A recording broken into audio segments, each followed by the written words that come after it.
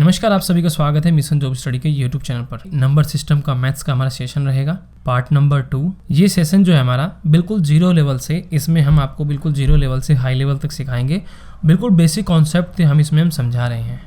तो जो भी ऐसे विद्यार्थी हैं जो इस टॉपिक को सीखना चाहते हैं तो वह सेशन को आखिरी तक देखें। तो चलिए इस सेशन को स्टार्ट कर लेते हैं। तो देखो, कल जो है हमने 10 तक जो नियम होते थे वो हमने सारे कवर कर लिए थे और एक ही नियम रह गया था बस हमारा 11 का। इसको करने के बाद समझो फिर हमारा जो टॉपिक है ये आगे बढ़ जाएगा। ठीक है, देखो 11 से विभाजित होने का क्या नियम हो सकता है आखिर जो 11 से विभाजित होगी। देखो 11 से विभक्त होने का क्या सिस्टम है कि 11 से विभक्त होने का नियम क्या है। यदि किसी संख्या के सम व विषम स्थानों के अंकों का योग का अंतर 0 हो या फिर 11 हो और कोई गुणज हो, 11 का कोई गुणज हो, तब आपका क्या होगा, तो वह संख्या जो है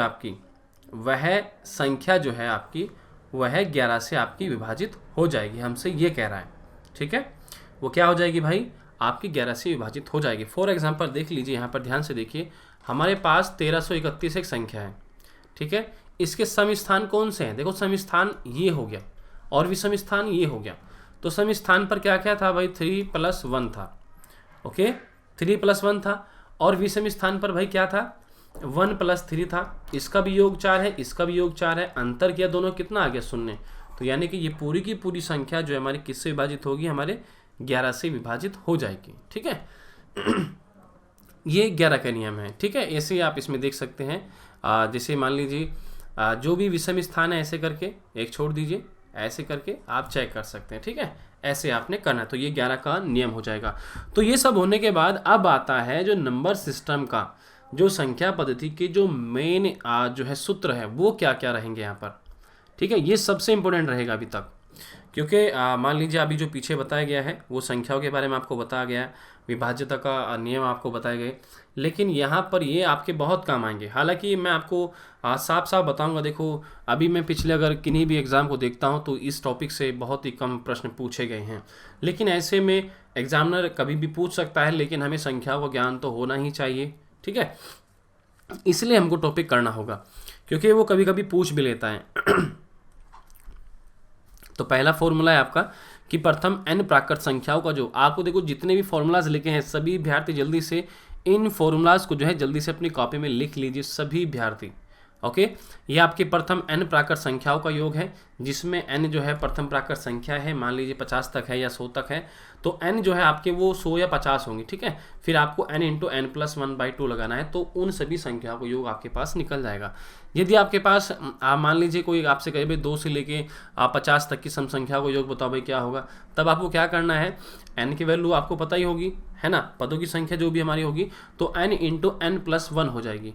और इसी के साथ आपको बता दें, आप अनअकैडमी से यूपी पीसीएस UPSSI एग्जाम की तैयारी कर सकते हैं, इंडिया के सबसे बड़े लार्जेस्ट लर्निंग प्लेटफॉर्म अनअकैडमी के साथ। यहाँ पर आपको टॉप एजुकेटर मिलेंगे जो आपको पढ़ा रहे हैं। इसके लिए आपको क्या करना पड़ेगा, अनअकैडमी लर्निंग ऐप डाउनलोड करने के बाद, अपना लॉगिन आईडी करने के बाद, अपनी कैटेगरी यूपी पीसीएस और UPSSI क्लिक करने के बाद यहाँ पर आपकी प्रोफाइल बन जाएगी। उसके बाद आप अपनी स्टडी स्टार्ट कर सकते हैं। देखो कितने सारे एडवांटेज यहाँ पर अनअकैडमी की ओर से आपको मिल जाते हैं। तो ये अनअकैडमी आपको दे रहा है मौका प्लस सब्सक्रिप्शन के माध्यम से। आपको बता दें कि यूपी पीसीएस UPSSI का मेगा सब्सक्रिप्शन ऑफर चल रहा है, जिसमें अगर आप 12 मंथ का लेते हैं तो 2 मंथ अलग से फ्री सब्सक्रिप्शन आपको मिल जाता है। अगर आप 24 मंथ का लेते हैं तो 3 मंथ का सब्सक्रिप्शन आपको फ्री मिल जाता है। तो ये थोड़े ही समय के लिए है, तो जल्दी से आप इसको ले सकते हैं, क्योंकि यहाँ पर जो प्राइस है उसमें भी बढ़ोतरी यहाँ पर होने वाली है। तो प्राइस बढ़ोतरी होने से पहले यहाँ पर आप अपना सेक्शन ले सकते हैं। इसी के साथ आपको बता दें, विजेता UP PCS prelims GS paper first test series यहाँ पर स्टार्ट हो रही है एवरी संडे को 10 AM पर, जो हिंदी और इंग्लिश दोनों भाषा में होती है। जो रैंक 1 होगी, रैंक से 2 से 3 होगी, 4 से 25 तक के छात्रों को यहाँ पर स्कॉलरशिप मिलेगी। यहाँ पर जो टेस्ट रहेगा मैक्सिमम 200 मार्क्स रहेगा। ड्यूरेशन जो है ऑफ पेपर जो है 120 है, और हर गलत उत्तर की जो है 0.33% की कटौती यहाँ पर की जाएगी। तो 150 मल्टीपल क्वेश्चन चॉइस के यहाँ पर आपको प्रश्न मिलेंगे। तो बिल्कुल फ्री में आप देखो प्लस सब्सक्रिप्शन ले सकते हैं अगर आप रैंक लेके आते हैं अच्छी। इसी के साथ देखो यहाँ पर करंट टाइम जो है डेली करंट अफेयर की टेस्ट सीरीज चलती है जो फ्री रहती है। ये आपको बता दें कि 1 से 15 सितंबर तक चल रही है, जो कि 8 PM पर चल रही है। 20 मिनट में 20 क्वेश्चन यूपी के सभी एग्जाम के लिए। RO प्रिपरेशन के लिए बूस्टर चल रहा है, यूपी पुलिस SI के लिए test series with plus subscription के वालों के साथ चल रहा है।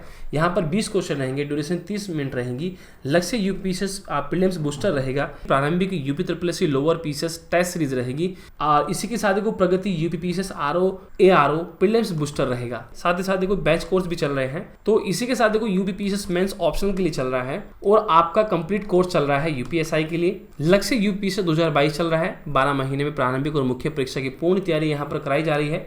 यूपीपीसीएस प्रीलिम्स सीसेट 2021 के लिए भी क्रैश कोर्स यहाँ पर स्टार्ट हो चुका है। बाकी जब आप प्लस सब्जेक्ट ले लेते हैं तो आपको इन सभी एग्जाम का एक्सेस आपको मिल जाता है, ये सभी एग्जाम की तैयारी आप कर सकते हैं। इसी के साथ देखो प्यारे छात्रों, यहाँ पर जो प्लस सेक्शन आप लेते हैं तो इसमें आपको AK लाइव जो कोड है यूज़ करना है, तभी आपको 10% डिस्काउंट मिलेगा। अगर आप कोड नहीं यूज़ करते हैं देखो तो इतना महंगा आपको मिलेगा, अगर आप कोड यूज़ करते हैं देखो इतना डिस्काउंट आपको मिल जाएगा। तो मेन कोड आपका क्या है, AK लाइव। तो आप फ्री में भी क्लास को अनलॉक कर सकते हैं AK लाइव कोड से। बाकी आप घर बैठे बीपीएससी और यूपीएससी के लिए तैयारी अनअकैडमी के साथ कर सकते हैं, क्योंकि ये अनअकैडमी का सुपर कॉम्बो सब्सक्रिप्शन चल रहा है, ये आप लोगों की डिमांड पर चल रहा है। और अनअकैडमी को यूपीपीसीएस कैटेगरी जो है यूट्यूब चैनल पर, टेलीग्राम चैनल पर और अनअकैडमी ऐप पर जरूर फॉलो कर लें। इसी के साथ इस वीडियोस को लाइक शेयर जरूर करें। This is your Unacademy. इसी प्रकार प्रथम n विषम संख्याओं का योग क्या होगा, खाली n² हो जाएगा। n यहाँ पर क्या है, ये असंख्या है, ठीक है, पदों की। इसके बाद है प्रथम n प्राकृत संख्याओं के वर्गों का योग होता है n into n+1 into 2n+1 by 6 हमारा होता है। इसके बाद प्रथम n प्राकृत संख्याओं के घनों का योग क्या होता है, n इंटू n+1 बाई 2 का होल स्क्वायर। ठीक है, ये कुछ ऐसा देखो आपको देखने को दिखता है जैसा ये था, लेकिन बस इसका स्क्वायर कर दीजिए। तो थोड़ा सा बस आपको ये सूत्र लिख कर याद करने हैं, क्योंकि इनको याद करना भी इतना हार्ड नहीं है। बस आपको ध्यान देना है कि भाई कौन सा सूत्र क्या कह रहा है, सम के लिए, विषम के लिए क्या है, प्राकृत के लिए क्या है, वर्गों के योग के लिए क्या है, घनों के लिए क्या है। ठीक है, और एक ये दोनों का फॉर्मूला सेम होता है कि यदि आपसे बोले कि प्रथम n सम संख्याओं के वर्गों का योग, या फिर बोले कि प्रथम n विषम संख्याओं के वर्गों का योग, है ना, तो क्या होता है इन दोनों का n into n+1 into n+2 by 6 होता है। तो ये इन दोनों का एक ही फॉर्मूला होता है।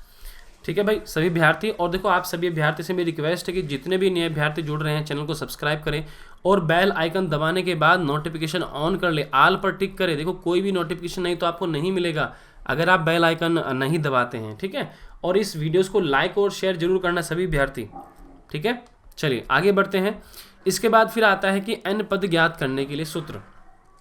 देखो n पद ज्ञात करने के लिए ये देखो जो भी सूत्र आप पहले लिख लीजिए, ये कहाँ पर यूज़ होंगे, कैसे यूज़ होंगे, मैं आपको सब आगे बताऊंगा। ठीक है, तो इसको आपने लिख लेना है कि n पद ज्ञात करने सूत्र जो होता है n इंटू अंतिम संख्या माइनस के प्रथम संख्या अपोन अंतर +1 होता है। ठीक है, इसी प्रकार n पदों का योग ज्ञात करने के लिए सूत्र जो होता है हमारा, ये होता है n गुणा अंतिम संख्या प्लस प्रथम संख्या बाई 2 होता है। इन सभी सूत्रों को जो है फॉर्मूलाज को आप लिख लीजिए। बाकी इनका कहाँ पर यूज़ होगा, कैसे होगा, मैं आपको सब आगे बताऊंगा। ठीक है, चलिए उम्मीद है आपने इनको लिख लिया होगा। इसके बाद आपको एक छोटा सा नोट ये लिख लेना है, यदि आपके पास x कोई सम संख्या हो तो उसके बाद वाली सम संख्या क्या होगी। मान लीजिए अगर आपके पास, मैं कहता हूँ कि भाई अभी आपके पास एक संख्या 4 है सम, इससे अगली सम संख्या क्या होगी, 6 होगी, इससे अगली 8 होगी, इससे अगली 10 होगी। कैसे आपने बताया, क्योंकि आप इसमें 2 प्लस की, फिर इसमें आपने 2 प्लस की, फिर इसमें 2 प्लस की, इसमें 2 प्लस करने पर ये आया। ठीक है, आप देख सकते हैं कि 4 में जब 2 प्लस किया तो ये आया, इसमें करने पर ये, और इसमें करने पर ये, इसी प्रकार आगे बढ़ता जाएगा। तो यानी कि जब भी आपसे कोई बोलता है कि भाई मान लीजिए कि भाई 50 तक जो है सम संख्याएं हैं, 6 संख्या को जैसे करके बोलता है कि उनका योग इतना है, प्रथम 6 सम संख्याओं का योग इतना है, ऐसे करके बोलता है, तब आपको मानना होगा। यदि मान लें कि माना x एक सम संख्या, जब आप ऐसे मान लेंगे तो उससे अगली एक सम संख्या क्या होगी, x+2 होगी, x+4 होगी, x+6 होगी। ठीक है, वो यहाँ पर तो 2 मैंने इसलिए ऐड करके दिखाया क्योंकि भाई देखो इसमें तो यही करना पड़ा, लेकिन अगर मैं इसकी बात करूँ, मान लीजिए अगर हमें इसमें ऐड करना हो, इससे अगली भाई इसमें 2 करेंगे 4, 8 बनाने के लिए कितना करेंगे 4 में अगली बार क्या करेंगे 6, मतलब 2 दूनी 4 दूनी 6 दूनी 8 ऐसा पाड़ा चलता जाएगा। तो ये आपकी सम संख्याएं जो है वो आती रहेंगी ऐसे। ठीक है, यानी कि x+2 x+4 x+6 ये आपकी क्या आ जाएंगी, सम संख्या आती रहेंगी। यदि x कोई विषम संख्या हो तो उसके बाद वाली विषम संख्या क्या होगी, इसमें भी यही होगा, क्योंकि इन जो सम और विषम संख्या होती है इनके बीच का जो अंतर होता है 2 संख्या आती है 2, तो इसीलिए यहाँ पर x+2 x+4 x+6 x+8 x+10, x+12 ऐसे करके आगे संख्या आती रहेंगी। ठीक है, ये थोड़ा सा इसका ध्यान रखने वाली बात है। ओके, चलिए इसके बाद देखो आपके फॉर्मूलाज। ठीक है, ये बीजगणित के फॉर्मूलाज हैं, ये आपके यहाँ पर भी काम आ सकते हैं और आते हैं, इसलिए आप इनको नोट कर लीजिए। वैसे सभी अभ्यर्थियों को पता होगा, क्योंकि जब कक्षा आप 8 और 6 में होंगे तब आपने बहुत अच्छे से इनको पढ़ा होगा। ठीक है, हालांकि ये कक्षा 6 से लेके मान के चले 7, 8, 9, 10 तक हमें देखने को मिलते हैं। ओके, अगर आप इंटर मान लीजिए 12th जो होती है PCM से किए होंगे तो वहाँ भी देखने को मिलते हैं। तो और अभी हमारे जो गवर्नमेंट जॉब के एग्ज़ाम होते हैं यहाँ भी इन फॉर्मूलाज की हमें आवश्यकता होती है। उम्मीद है आप सभी लोगों ने इसका स्क्रीनशॉट या फिर आपने इसको नोट कर लिया होगा, क्योंकि ज़्यादा इसमें समय वेस्ट नहीं करना है। जो फॉर्मूलाज हैं वो तो होते ही हैं, तो देखो आपको याद करने ही होते हैं। अब देखो a+b का होल स्क्वायर होता है भाई a² + b² + 2ab, तो ये तो आपको याद रखना ही होगा। ठीक है, ऐसे सभी आपको याद रखने हैं। चलिए, उम्मीद है आपने लिख लिया होगा। अब देखो आगे बढ़ते हैं, अब जो है आगे बढ़ते हैं और अपने प्रश्न को देखते हैं। अब जैसे मान लीजिए हमें कहा जाता है कि आप जो है क्रमागत संख्याओं का आपको योग ज्ञात करना है। ठीक है, हमको क्रमागत जो हमारी संख्याएं होती है, जैसे मान लीजिए 1, 2, 3, 4, 5, 6 ऐसे करके हमें ये यहाँ पर दिया गया है। ठीक है, तो अब हम यहाँ पर संख्याओं को ज्ञात करेंगे। कैसे ज्ञात करेंगे? तो देखो यहाँ पर आपने देखा कि प्रथम n प्राकृत संख्याओं का योग n × n + 1/2 था। ठीक है, तो हमको क्या करना है, इस फॉर्मूले का यूज़ करना है, किसमें? इसमें। तो n हमारे पास कितने हैं भाई? 50 है। तो योग कितना हो जाएगा भाई आपका? योग बराबर n × यानी कि 50 + का 1/2 हो जाएगा। तो यानी कि 50 × 51/2, इससे से काट देंगे तो 25 कम 25 का हासिल का 2, 25 दूनी 50 और 2 आपका कितना हो जाएगा भाई? 52 आ जाएगा। ठीक है, तो 525 जो है इनका योग आ जाएगा। ठीक है भाई, आगे बढ़ते हैं। अब देखो अगला प्रश्न आपके सामने, ये जिस अभ्यर्थी को आता हो तो वह अभ्यर्थी अवश्य करे इसको। ठीक है, सभी अभ्यर्थी देखो, उसने बोला कि 21 से लेकर 22, 23, 24, 75 तक का योग हमें बताना है कि भाई क्या होता है। देखो इसका तरीका एक सबसे बढ़िया। ठीक है भाई, देखो क्योंकि बीच से पूछ रहा है, क्योंकि हमें पता है कि भाई 1, 2, 3, 4, 5, 6 संख्या होती है, उनका फॉर्मूला n × n + 1/2 होता है, लेकिन ये तो हमसे बीच में पूछ रहे हैं, इसको कैसे करेंगे हम? तो देखो इसको करने का सिंपल तरीका है, अगर आप 1 से लेकर 75 तक की संख्याओं का योग ज्ञात कर लें और फिर 1 से 75 ज्ञात करने के बाद 1 से लेकर 20 तक ज्ञात कर लें। ठीक, तो यदि जब आप 1 से 20 तक की संख्या का योग आप 1 से 75 में से घटा देंगे तो आपके पास 21 से लेकर 75 तक की संख्याओं का योग बच जाएगा। ठीक है, अब देखिए कैसे। तो पहला जो फर्स्ट स्टेप उसमें होगा आपका, वो ये होगा, देखो आपका ध्यान से समझना सभी विद्यार्थी, कि भाई 1, 2, 3 से लेकर 75 तक का योग कितना आ जाएगा भाई? इनका योग बराबर आ जाएगा आपका, जितने भी विद्यार्थी को आता है मुझसे पहले करें, क्योंकि आपको भी करना है। 75 + का 1 हो जाएगा, 2 हो जाएगा, 75 × 76/2 हो जाएगा। इसको भाग करेंगे तो कितना हो जाएगा भाई? 2 × 6 होता है। ठीक है, और यहाँ पर हमारे कितना बचेगा? 1 और 2 × 8 16 हमारा हो जाएगा। ठीक है भाई, इसका आप जब कैलकुलेशन करेंगे तो 5 × 8 कितना होता है? 40, यानी कि 285, यानी कि 2850 आपका हो जाएगा। ठीक है, ये आ जाएगा। इसके बाद सेकंड स्टेप में हम क्या करेंगे? सेकंड स्टेप में हम क्या करेंगे भाई? ये करेंगे कि भाई 1 से लेकर 1, 2, 3 से लेकर 20 तक की संख्याओं का हम योग ज्ञात करेंगे।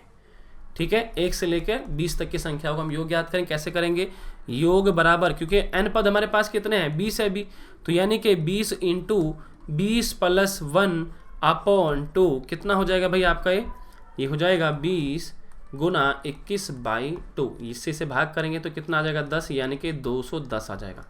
अब एक बात बताओ भाई, अगर आप इसमें से, इस योग में से ये संख्या घटा देंगे तब आपके पास 21, 22, 23 से लेकर 75 तक का योग आ जाएगा। कितना आ जाएगा भाई? 2850 माइनस के 210। तो जब हम घटाएंगे कितना आ जाएगा भाई? 0, 5 में से 1 जाएगा तो 4 बचेगा भाई, 8 में से 2 6 और ये 2, 2640 जो है आपका उत्तर आ जाएगा। तो ऐसे जो है सभी विद्यार्थियों ने करना है, सभी विद्यार्थी इसको नोट कर लीजिए, देख लीजिए। ठीक है, आगे बढ़ते हैं।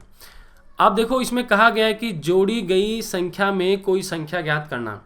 जोड़ी गई संख्या में कोई संख्या ज्ञात करना। देखो 3 क्रमागत सम संख्याओं का योग यदि 24 है तो ठीक बीच वाली सम संख्या क्या होगी।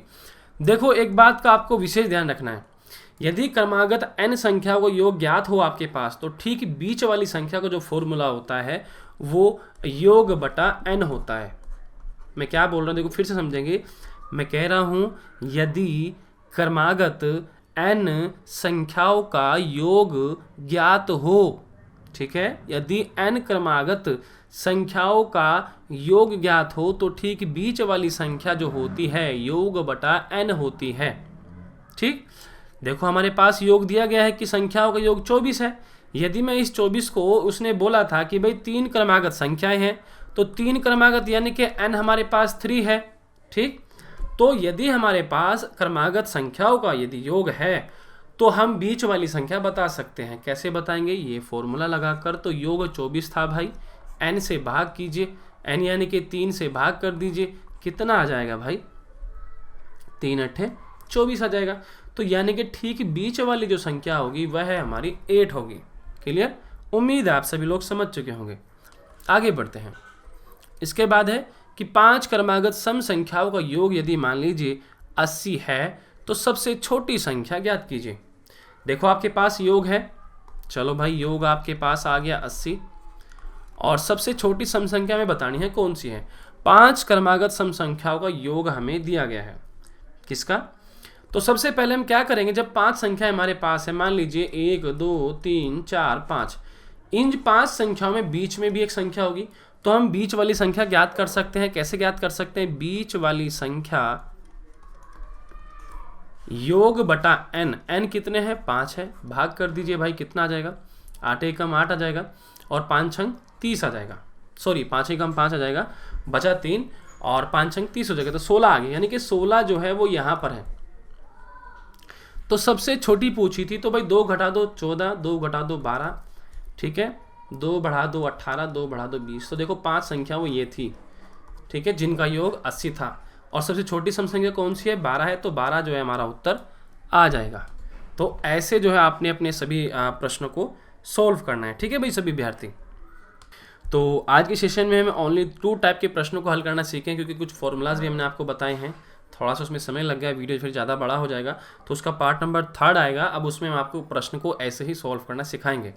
और उससे पहले मैं आप लोगों से कहना चाहता हूं भाई, प्लीज़ अगर आप लोगों ने चैनल को सब्सक्राइब नहीं किया है, जल्दी से सब्सक्राइब कर लीजिए, बेल आइकन को दबा लीजिए, और आपके इस वीडियोस को आपको लाइक करना है, शेयर करना है। कोई भी आपके डाउट्स हो, कुछ भी पूछना हो तो कमेंट सेक्शन में हमसे ज़रूर पूछें। बाकी हमारे टेलीग्राम ग्रुप से आप ज़रूर जुड़ें। ओके, चलिए, उम्मीद है कि आपने हमारी वीडियोस को आपको अच्छा लगा होगा। अगर आपको हमारी वीडियोस अच्छी लगे तो प्लीज़ इस वीडियोस को लाइक और शेयर जरूर करें, कमेंट कीजिए, और आपकी कोई समस्या हो तो आप हमसे ज़रूर पूछें। चलिए, बाय बाय सभी प्यारे विद्यार्थियों को।